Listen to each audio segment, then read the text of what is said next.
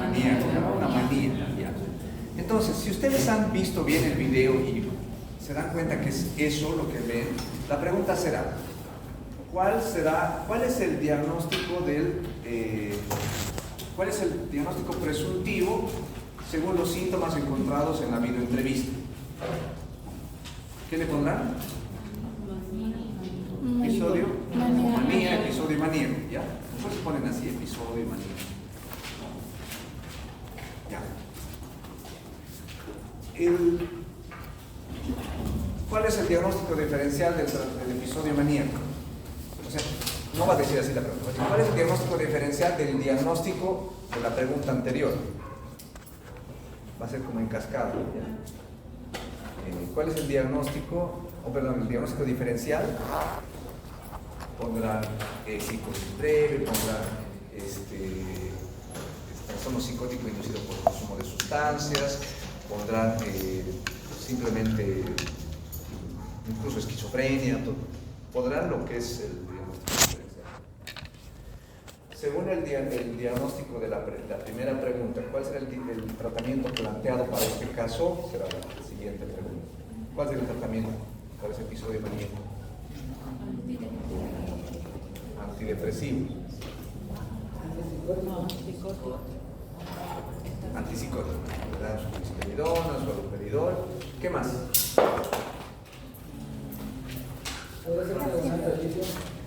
Carbonato de litio, mejor todavía, ¿no? Eso. Entonces le damos su risperidona, su haloperidol, su carbonato de litio. Y una pregunta quizás que se me ocurra ahí. Así va a ser su examen final.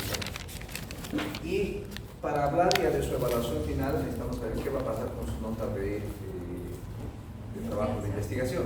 Ustedes tienen un formato que deben presentar para la universidad que les exigen a ellos. Es un protocolo de monografía. Con marco teórico. Involucra todo lo que es la parte metodológica de una investigación, pero con marco teórico. Ahora, el que sea grupal o que sea individual, eso lo vamos a decidir la siguiente semana, o en el transcurso de la siguiente semana. Antes del segundo parcial, esperemos que ya tengamos, ustedes tengan idea de qué van a hacer, o de qué hacer grupal o individual. ¿Qué desearían que sea? ¿Individual? Que si es grupal, sí, tendría que exponerse. Si se va a exponer, la cantidad de alumnos que vayan designados para cada grupo no puede ser muy grande, no puede, digamos, son 50, 5 grupos de 10, no puede ser así. Porque de los 10 trabajan 3, 5. Es que yo soy docente ya de años, ya, así que no, ya. Nada más he sido alumno también, ya. Más que ser, he sido alumno igual que ustedes, sé cómo se trabaja en grupo. Por eso prefiero que los grupos sean de máximo 5 personas, máximo de eso, ¿no? Doctores, que en mi grupo ya somos 6, ya no sé, porque somos vecinos, somos hermanitos, no sé, primos, hermanos, nada. Son máximo esa cantidad, no voy a aceptar más. Y si, por ejemplo, hay un alumno suelto y hay un grupo de 3, ¿qué voy a hacer? Y van a tener que trabajar así. Si están de acuerdo en esa modalidad, se hace grupal, si no, es individual. ¿Ya? Eso.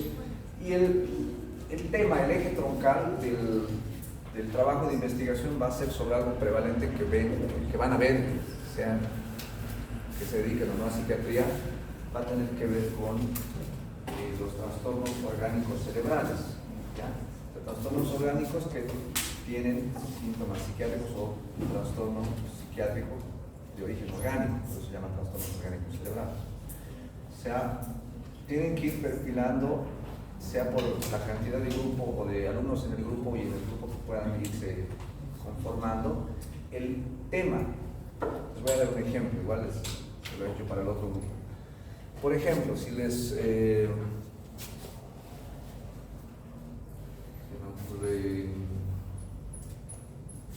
una enfermedad crónica del cerebro que produce dependiendo si es generalizado, si es focal, pero puede producir un grado de discapacidad y un déficit también funcional, cognitivo, pero con crisis, ¿no? El paciente incluso llegan a perder el conocimiento, y dices, ¿de qué estoy hablando? Epilepsia. No, las crisis convulsivas, ¿no? El paciente que tiene crisis. Y las convulsiones no siempre son pues, crónicas, ¿no? Hay todo tipo de lo que son las ausencias y un montón de tipos de convulsiones. Pero el punto es que la epilepsia como una enfermedad neurológica puede acompañarse o traducirse también en un momento desencadenar un trastorno psiquiátrico como tal. Aparte de las convulsiones, el paciente puede llegar a tener su trastorno psiquiátrico. O sea, de hecho puede incluso presentarse una psicosis. Ya hemos visto, ¿no? Los tipos de psicosis la anterior semana, psicosis breve, les he explicado un trastorno delirante. O a lo mismo puede haber, por ejemplo, puede haber un trastorno delirante de origen orgánico en el contexto de un diagnóstico de epilepsia. Les había dicho que la psicosis de los diagnósticos de la semana anterior que hemos visto, psicosis breve hemos visto, trastorno esquizofreniforme, hemos visto trastorno delirante, les he dicho en qué edades se presentan, les he dicho en quién es el más frecuente. Entonces, eso también se puede presentar dentro del contexto de una lesión cerebral. Para decir psicosis breve o cualquiera de esos diagnósticos, debemos descartar más bien que haya un trastorno de base, un trastorno orgánico de base, una lesión cerebral de base. Recién podemos decir es una psicosis funcional de ese tipo. Resulta que también en un paciente epiléptico puede presentarse una forma similar a un trastorno esquizofreniforme, por ejemplo. Será el diagnóstico trastorno esquizofreniforme de origen orgánico cerebral, porque hemos diagnosticado en el eje 3 que ha habido una... ¿Qué diagnóstico era? El ejemplo que le epilepsia. Un paciente epiléptico que tiene hay cambios morfológicos, no solo funcionales en el cerebro, focos irritativos que son a veces incluso operables en algunos casos, pueden cursar con síntomas psicóticos, ¿no? Y una disfuncionalidad como si fuese una, por eso es esquizofreniforme, similar a una esquizofrenia, pero con ese diagnóstico en el eje 3, epilepsia. Entonces, ¿qué les voy a pedir? Que como grupo ustedes me digan la siguiente semana cuál es el tema. El tema será epilepsia y trastorno esquizofreniforme, o simplemente trastorno orgánico cerebral en la epilepsia. ¿Ya? Ahora, ese no es el título del tema, porque el trabajo tiene que ser más específico. El título no puede ser, digamos, no es una revisión teórica, ¿no?, de lo que es la psicosis en la epilepsia, no es eso. Van a tener que tener en la investigación, para que tengan sus 10 puntos, aparte de exponer, ponerle el título y hacer todo el protocolo, ¿no?, de la metodológico que les pide la universidad para una población. Tenemos que delimitar para hacer el título, para hacer un buen trabajo tenemos que, quizás el trabajo no siempre empiece por el título, hay que delimitar, hay que saber qué problema queremos resolver, ¿no? Eso ya es la parte metodológica. Yo no les voy a enseñar metodología porque no soy docente de metodología, pero hay un problema, digamos, ¿en quiénes se da? ¿Quiénes quisieran investigar epilepsia y síntomas psiquiátricos? ¿En quiénes podríamos investigar? Eso lo vamos a hacer después, ya cuando, no para la siguiente semana, ya cuando me presente, ya tendrá que estar título, todo el trabajo. Pero ¿en quiénes quisieran trabajar, digamos, el tema de la epilepsia? ¿O estudiantes de la universidad? Docentes con epilepsia. No, pues epilepsia en algún centro, digamos, ¿no?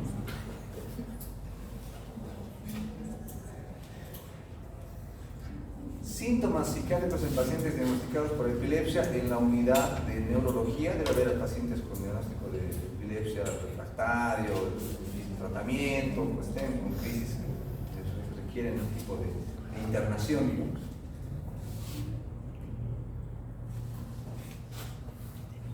En la unidad de neurología o la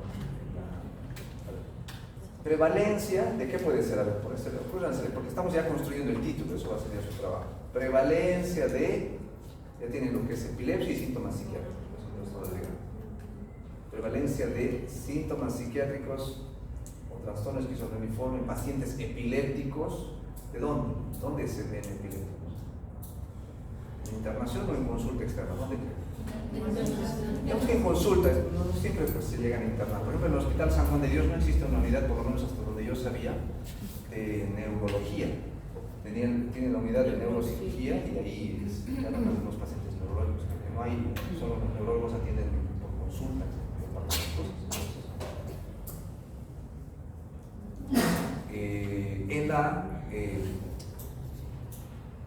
En el servicio de consulta externa de neurología del Hospital San Juan de Dios en el primer trimestre del 2024. Ese puede ser el título ya completo. Tienen que poner el contexto de dónde, cuándo y a quiénes, a qué población va a ir dirigida el estudio. Eso ya será el título. Doctor, entonces sí tiene que haber una enfermedad orgánica asociada Aún sí más. Esa es la base de lo que sobre eso va a girar el trabajo de investigación de 10 puntos que van a presentar. O sea, no pueden investigar sobre epilepsia porque es la materia de psiquiatría, ¿no? Sobre la epilepsia, sino qué le pasa al epiléptico cuando se le suma, a consecuencia de su lesión cerebral, de su foco irritativo en la amígdala, en el cíngulo, donde tenga el foco irritativo a nivel cortical, no sé, una lesión, una malformación a veces, ¿no? Hay muchas razones para la epilepsia, pero con síntomas psiquiátricos, obviamente. ¿Están viendo el partido? No sé ni quién fue.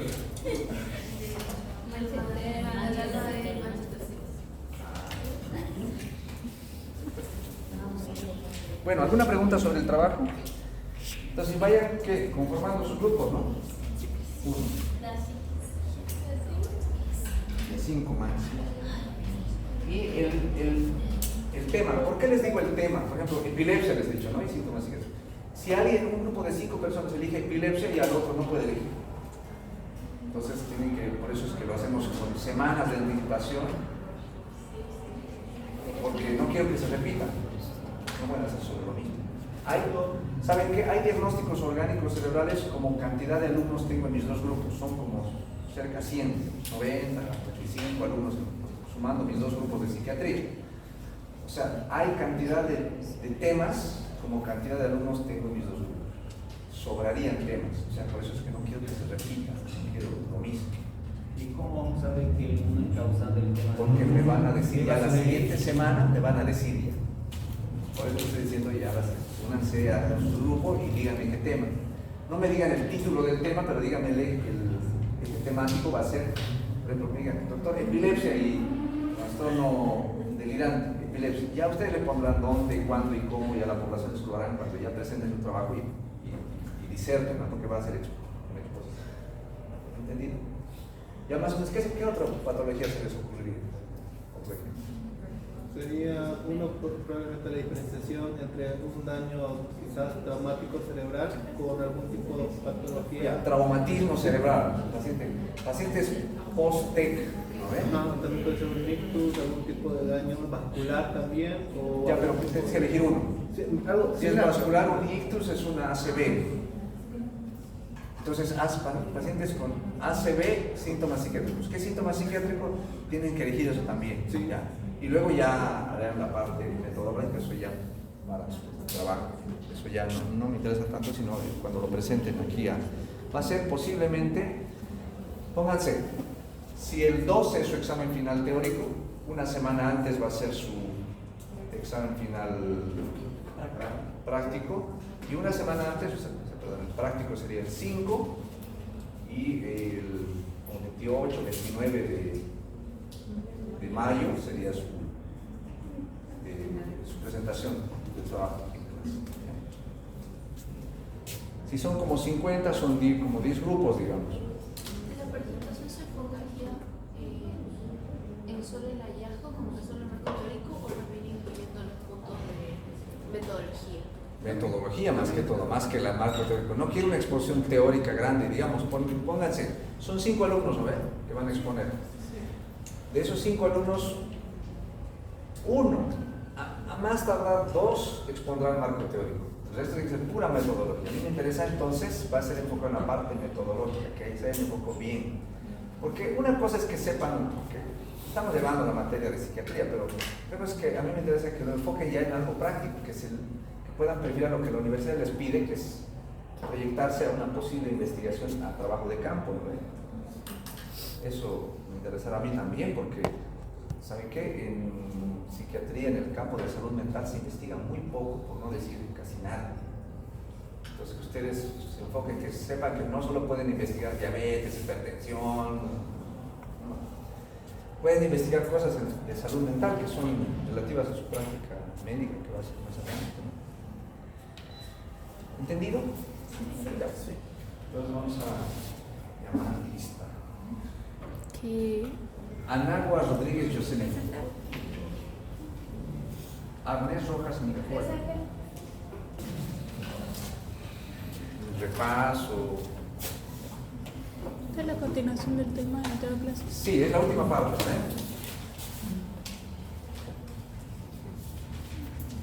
Ya.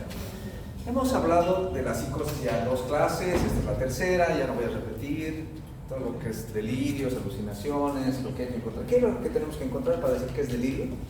Deberían decirme ya de memoria, las 2 clases estamos sobre lo mismo. Para decir que es delirio en una entrevista con cualquier paciente, ¿qué debemos encontrar? Situación de la vida real. Un fenómeno psicopatológico que se llama disgregamiento, que la idea rompa su curso lineal. Todas las ideas que tenemos nosotros, por ejemplo, siguen una dirección. El pensamiento no se disgrega, se mantiene en función. Por ejemplo, ¿de qué estamos hablando? Todo gira en torno a la psiquiatría, patología, las luces que vienen de Marte, lo que nos ilumina cuando Dios quiere que se conviertan a Cristo, y cuando Dios me ordena matar a todos los que me molestan. ¿Está bien? ¿Qué acaba de pasar? Ya, ¿qué se llama eso? Bueno, eso es disgregamiento. Y si eso se repite, si se repitiera, no es que se debemos encontrar que eso sea una estructura, que debemos seguir tirando de la idea y se debe seguir repitiendo, sea que hables de que va a ir al baño, porque doctor no quiero ir al baño porque pienso que algo me va a pasar, que me va a tragar el agua y me voy a ir, me voy a aparecer el mar. De cualquier cosa, sea que cambies de tema y hables del clima, ¿por qué está frío? Porque frío me transmite las ideas de la gente del otro edificio que me quieren hacer daño. O sea que hables de política, ¿por qué Evo Morales quiere matarnos de hambre? ¿Por qué? Porque yo soy el centro del universo. Sea el tema que toques, va a seguir saliendo, es como seguir apretando un absceso, ¿no? ¿Qué va a seguir saliendo? Entonces, obviamente es una infección, algo así, ¿ya? Entonces vamos a poder decir que es un delirio y que si es un delirio, el diagnóstico es psicosis, ¿ya? Y si hay psicosis, podemos hablar de algún tipo de trastorno mental, que son los que hemos revisado la anterior semana. Voy a hacer un repaso breve. Les había dicho que la psicosis breve usa con psicosis, pero el tiempo de evolución era ¿cuánto tiempo? Menos de un mes. Menos de un mes, no. Sí, menos de un mes, pero mayor a un día, mayor a un día.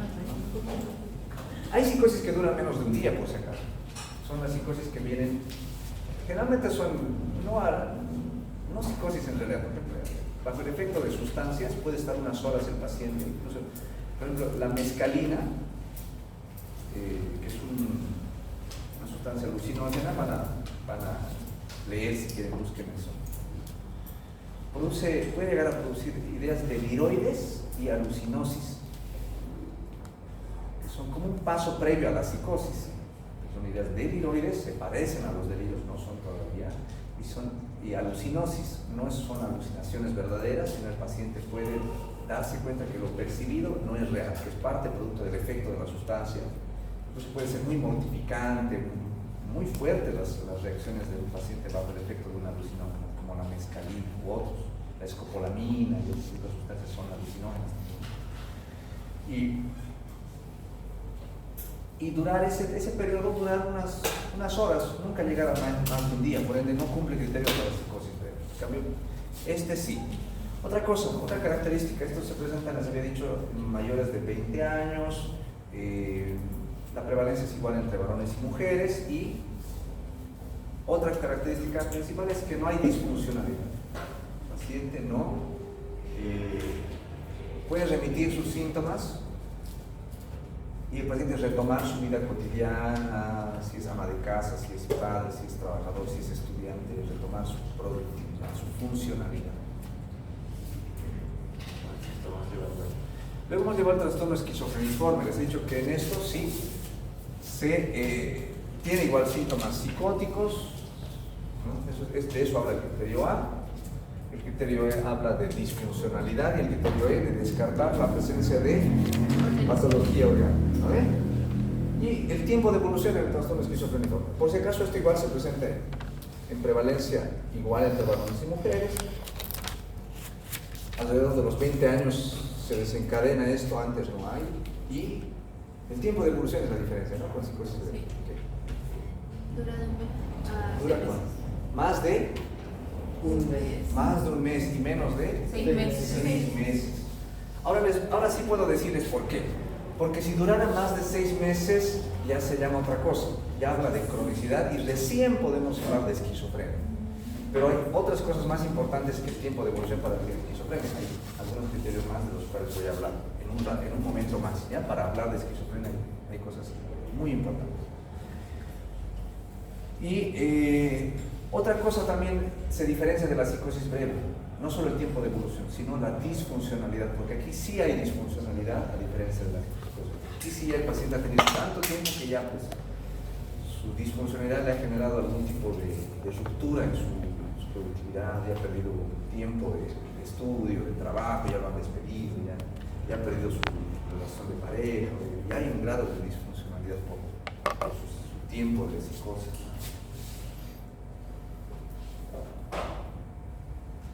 Muchas relaciones de pareja, cuando hay este tipo de trastornos mentales, se rompen, ¿no? Compromisos de pareja. Bueno, ¿y qué es el trastorno delirante? Les había dicho que este trastorno sale del contexto general, no se presenta en igual proporción entre varones y mujeres. ¿En qué proporción se presenta esto? ¿O en qué desproporción? Más en 30 años o 40. Y en relación al grupo etario difiere, ¿no? Alrededor de los 40 años.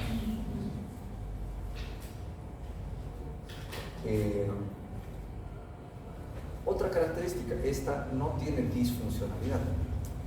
No hay disfuncionalidad personal. Su vida cotidiana. Y son generalmente mujeres que alrededor de los 40 años empiezan con delirios generalmente celotípicos o delirios de perjuicio, doctores que me quieren quitar mis propiedades, me quieren quitar mi casa, se entran y deciden a robarme, ideas de la vida cotidiana, ¿no? Situaciones de la vida real. Que en realidad en el trasfondo hay un delirio. Si se una entrevista hay entregamiento, puede evidenciar que hay psicosis. Bueno, finalmente, le vamos a poner el cherry de la torta, vamos a hablar de esquizofrenia.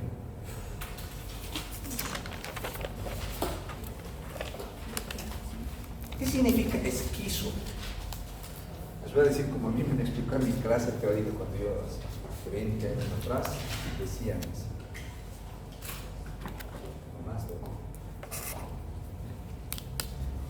Yo me acuerdo de la clase de parasitología de esquistozoitos. ¿Alguien ha escuchado hablar de los esquistozoitos? ¿Qué le pasa? ¿Qué es? De los bisontes, malaria, creo que es malaria. Sí, es un estadio, ¿no? Parlamentario De la malaria, creo. ¿De la malaria? de la malaria. ¿Qué es esquizo? ¿Qué significa esquizo? Particionado. ¿O refracción? El término esquizo se refiere a una ruptura en varios pedazos.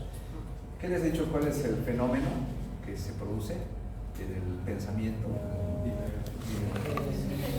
El hilo de la idea, que es uno solo, se fragmenta, ¿no ves?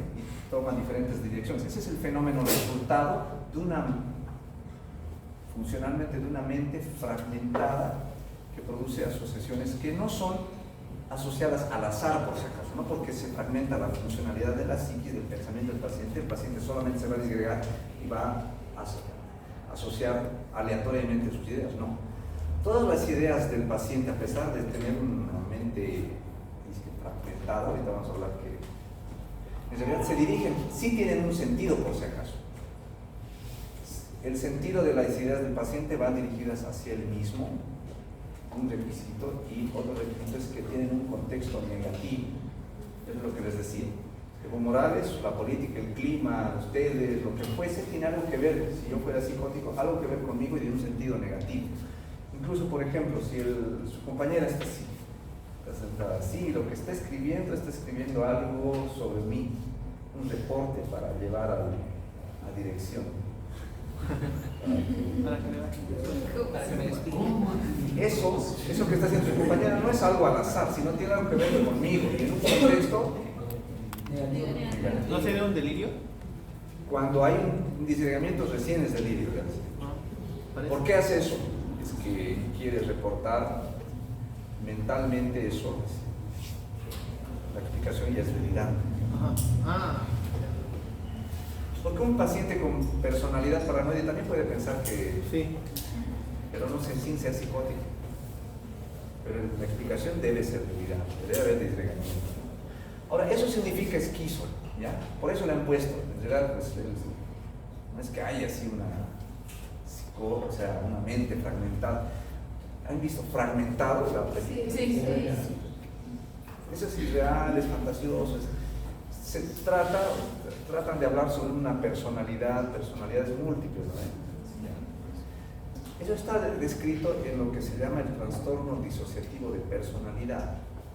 Son pacientes que en el inconsciente generan la estructura de una personalidad alterna como mecanismos de defensa y subsisten en la vida y coexisten como personalidades alternas en pacientes. Yo he logrado ver eso en una paciente de un centro de rehabilitación que venía y tenía una estructura incluso, no tenía un nombre diferente, creo que era su segundo nombre de ella, pero son mecanismos disociativos de la personalidad sin alteración de la conciencia, sin alteración orgánica, sin nada de base, es algo bien funcional. Lo que ven en la película es solamente puro Hollywood. Doctor, consulta. La paciente que vimos que decía que era Harmony, Fabiola y no sé qué. Por ahí. Ya, les había dicho que era lo que ella supuestamente veía. Ella decía, podía describir lo que veía. No, ella decía que era otra persona, salía otra personalidad. Ha dicho que yo siento. Aquí ella lo sentía. Que solo lo siento. Y si solo lo siente y no puede dar fe de que físicamente cómo es esa Harmony y esa tal, no es una alucinación real, es una construcción además porque ya no estaba psicótica ya cuando la han entrevistado, se llama fabulación, muy fabulado, muy de su personalidad. Algunas personalidades histriónicas o algunas personalidades esquizotípicas tienden a crear mundos, por ejemplo, a partir del esoterismo y la creencia de entes, de creer en cosas excéntricas también, esas construcciones, ¿no? de sus fantasía, nada que tenga que ver con algo evaluable por el lado psiquiátrico. Bueno, entonces, por eso le han puesto esquizofrenia. Frenia tiene que ver con la función mental, ¿no? Por eso le han puesto. No es que se fragmente en varias partes, sino simplemente se disgrega, es una persona que vive una realidad alterna. Lo que les he dicho la anterior vez, el neurótico construye castillos en el aire, les he dicho, ¿no? ¿Y el psicótico qué hace? Vive. Al psicótico no le interesa, no le podemos intentar siquiera convencer que hay otra realidad, porque su realidad es el castillo donde vive, y no hay otra.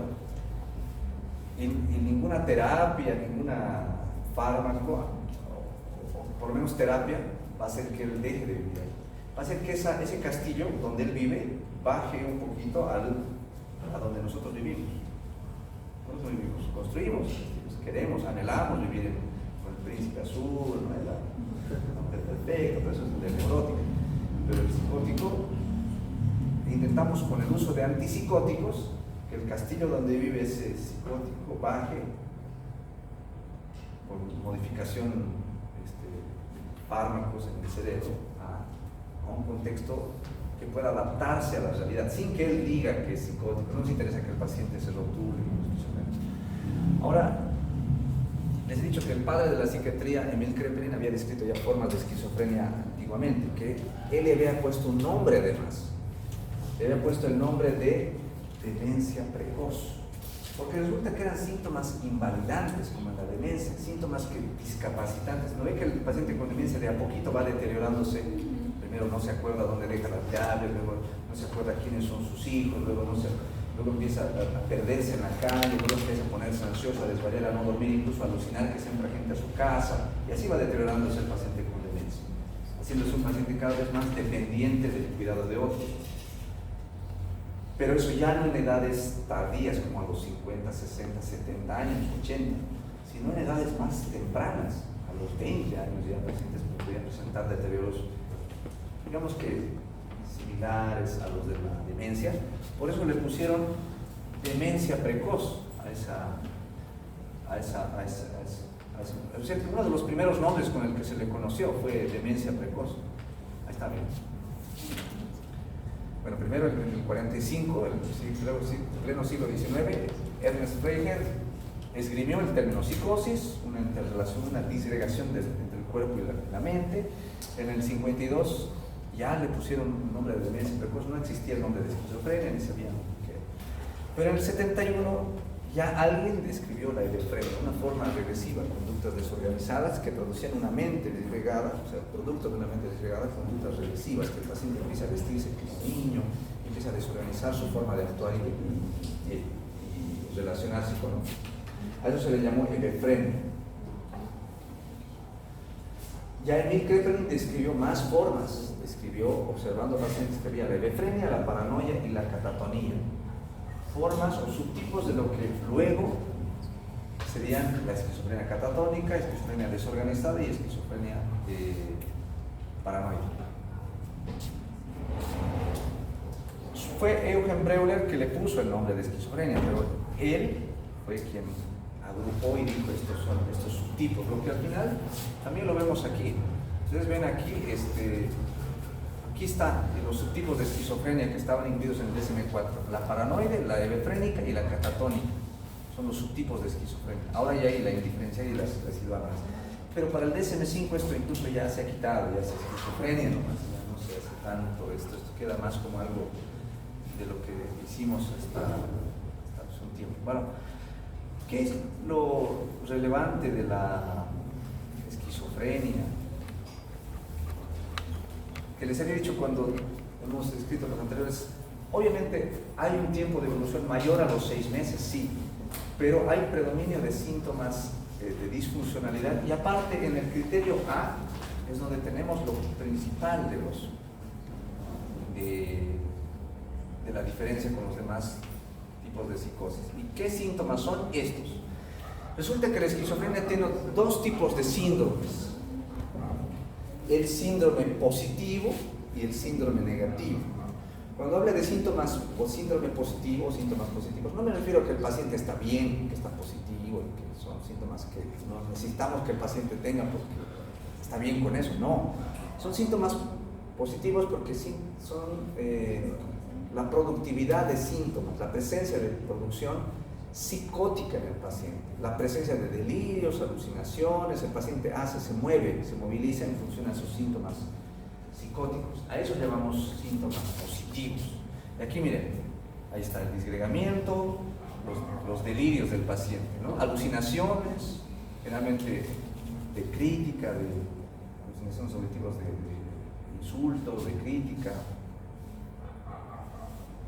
y algunos otros síntomas de los cuales voy a hablar más adelante, que son más premonitorios. Pero me interesa que sepan que delirios, alucinaciones, alteraciones de la conducta son los síntomas positivos de la esquizofrenia. Son un montón, son casi 20 síntomas, pero estos son los resumidos, y los 4 que les digo, delirios y alucinaciones, son los más conocidos, ¿ya? ¿Y qué son los síntomas negativos? Y esto, jóvenes, quiero que se lo pongan, se lo graben bien, porque esto hace la diferencia con el resto de los otros tipos de psicosis, los síntomas negativos. Y no se refiere solo a la disfuncionalidad, que el paciente no trabaja, abandona su productividad, sino se refiere a síntomas psicopatológicos propios de la esquizofrenia, que solo la esquizofrenia tiene a ese nivel. Y se resumen en un memotécnico, si quieren, para su mejor comprensión. Se dice de los síntomas negativos que se resumen en un síndrome que se llama la triple A. La triple A se compone de alogia, abulia y aplanamiento afectivo. Serían esos tres, ¿ya? Vamos a ir describiendo la triada de los síntomas negativos de la esquizofrenia. Todo paciente esquizofrénico debe tener. La alogia se refiere a alteraciones del lenguaje, disminución en la producción verbal, volumen, tono. ¿Qué le pasa al tono, por ejemplo? El volumen es más bajo de lo habitual, de lo que nosotros hablamos.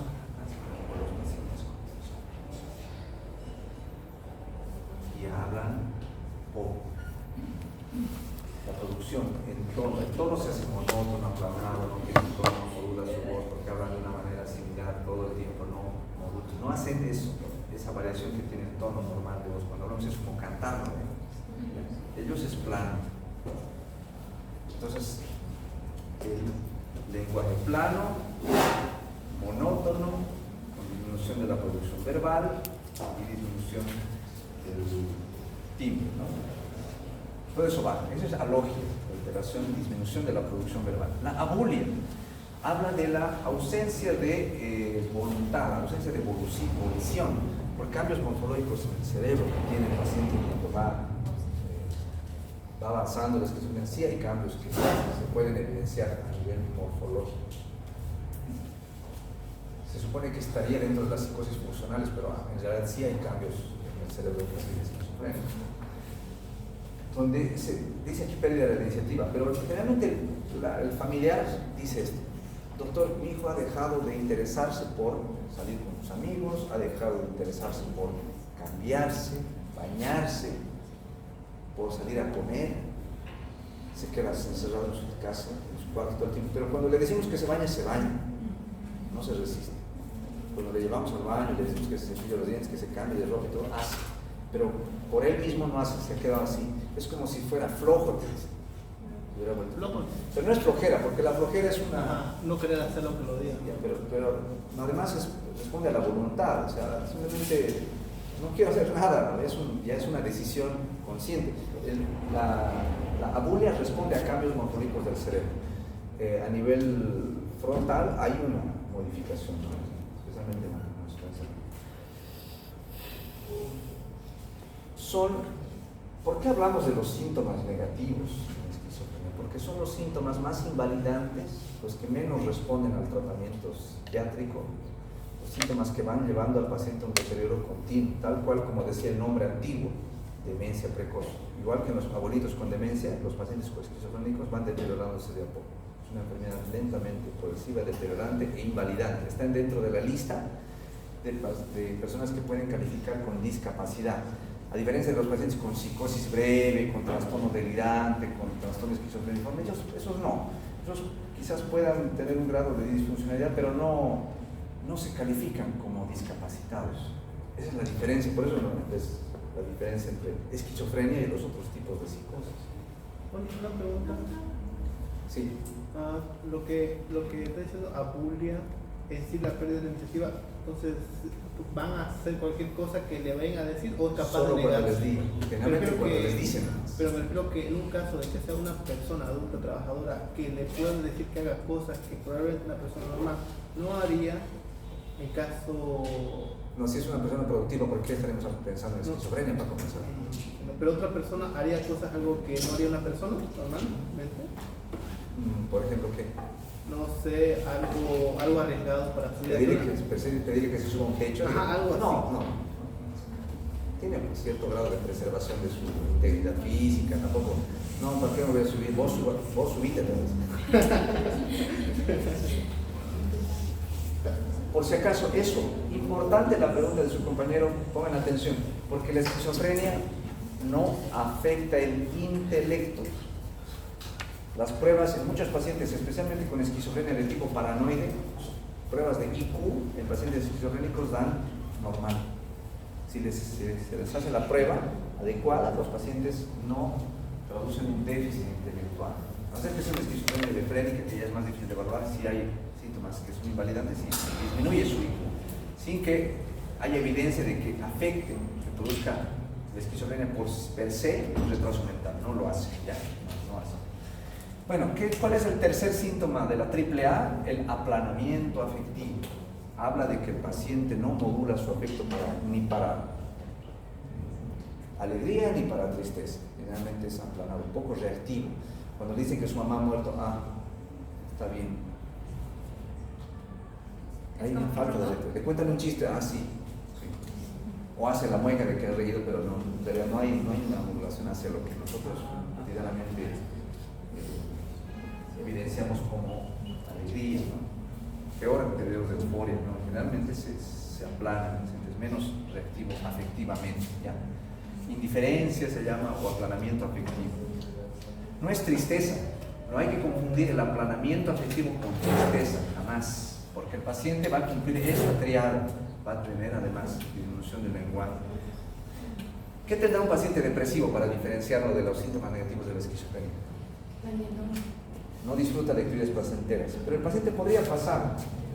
¿Quieres ir al cine? No quiero, pero decir el paciente esquizofrénico también. ¿Qué más? Ideas que sean para dañar su integridad. Puede ser. Ideas de culpa generalmente, ya.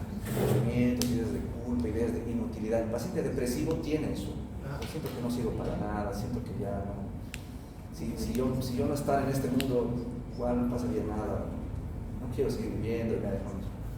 Hay un contexto neurótico, ¿no? Me ha dejado mujer, hay ese contexto neurótico que el psicótico no tiene. Ahí, sin embargo, a pesar de la AAA clásica que se describe en la esquizofrenia, hay una cuarta A que algunos incluyen, que es importante también, que se refiere al síntoma, no es una enfermedad por si acaso. El autismo como síntoma en el paciente esquizofrénico se refiere a la imposibilidad del paciente o la disminución de su capacidad para socializar. El paciente se aísla socialmente. No le interesa además entablar relaciones interpersonales con los demás, no le interesa.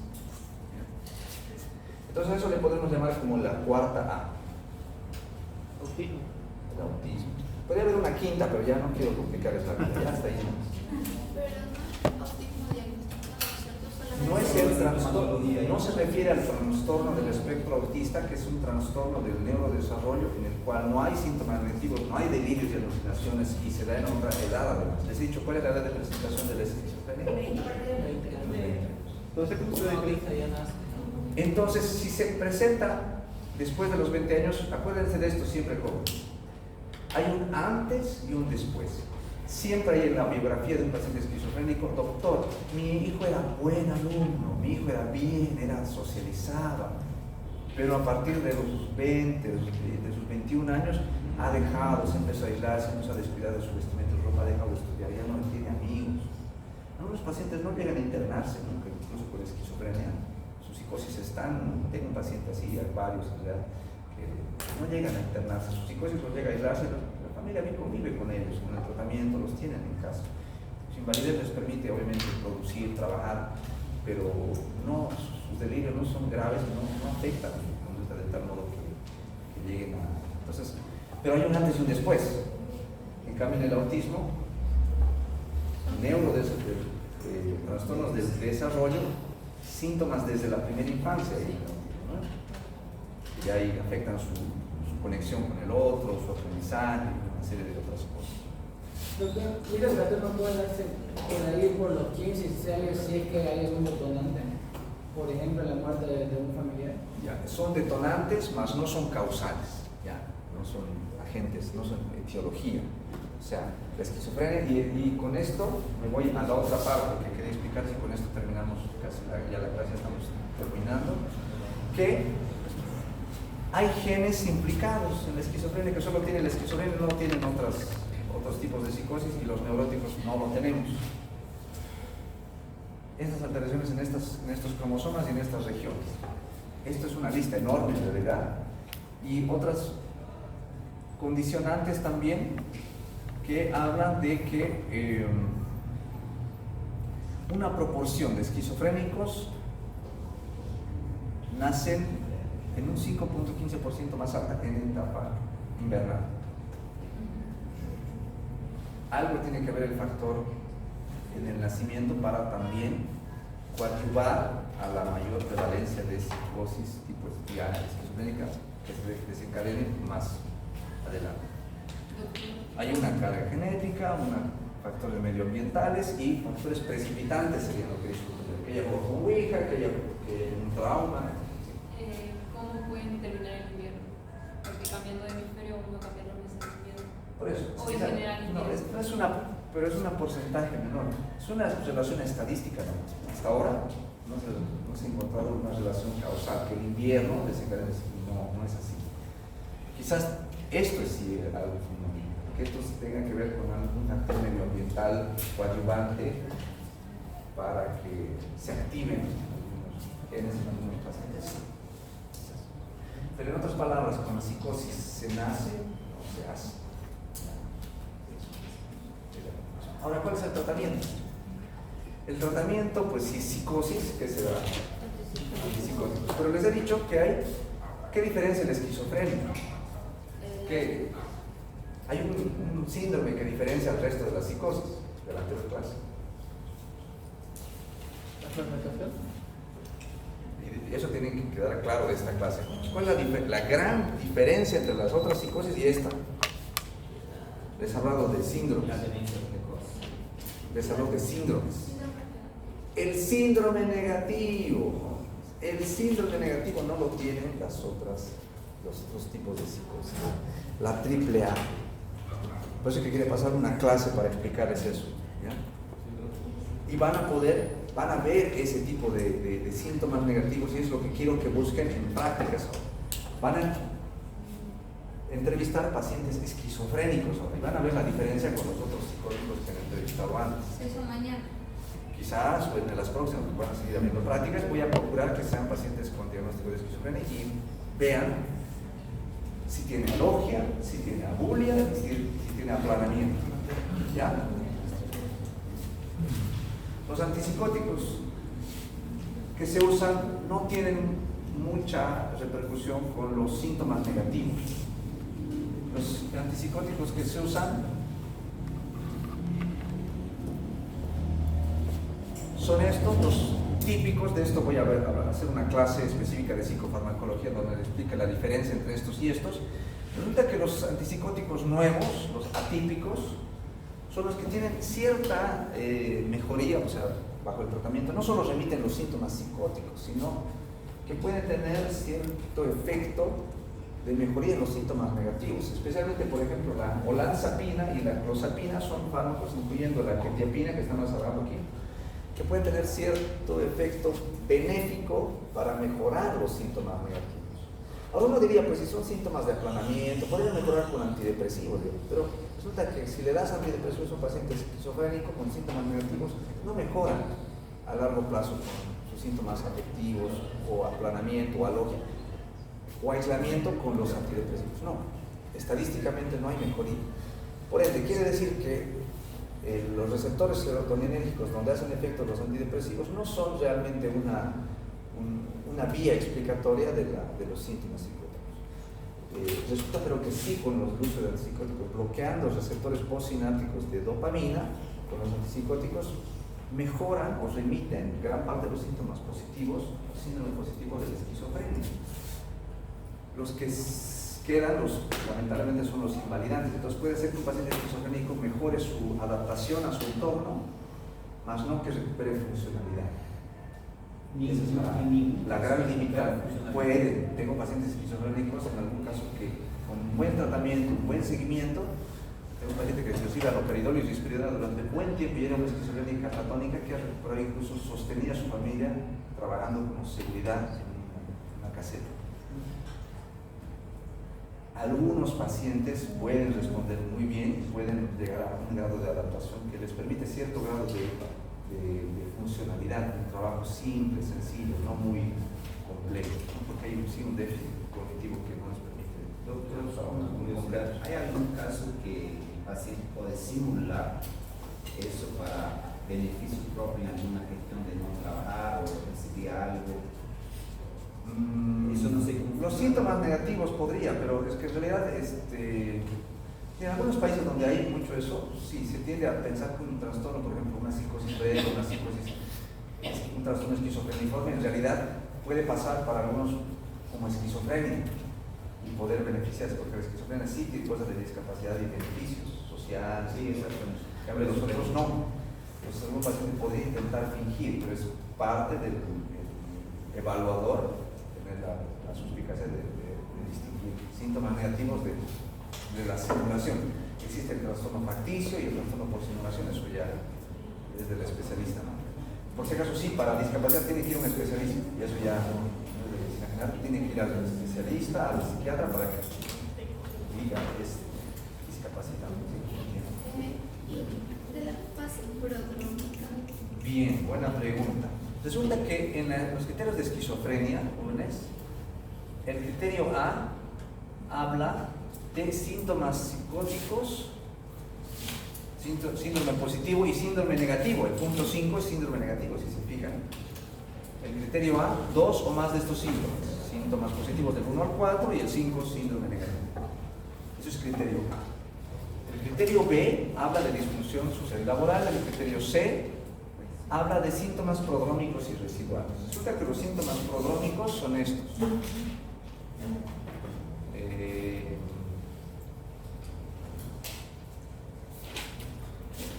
Pensamientos sonoros. El paciente, antes que se presenten los delirios, digamos que va a desencadenar a los 21, pero a los 19 el paciente ya siente que, como que él escuchara sus pensamientos, como si los escuchara en voz alta. Puede sentir que alguien le roba, que son los vecinos que extraen sus ideas, que es mi mamá, doctor, que vive en España, que siento que se lleva, sabe lo que yo estoy pensando. Sensaciones subjetivas ya premonitorias de la posibilidad de que algún momento desencadene psicosis. Siento que mi vecino se roba, se lleva o adivina lo que estoy pensando. A veces empiezan los pacientes con esos síntomas prodrómicos, ¿ya? O a veces empiezan con síntomas prodrómicos tipo síntomas negativos antes que los positivos. Ya el paciente empieza a aislarse, retraerse socialmente, aplanarse, sin tener todavía delirios y alucinaciones. Algunas veces cumple criterios de trastorno esquizoide de personalidad o esquizotípico, pero ya son premonitorios para desencadenar una esquizofrenia. Esos son los prodrómicos, ¿ya? De eso se refiere los síntomas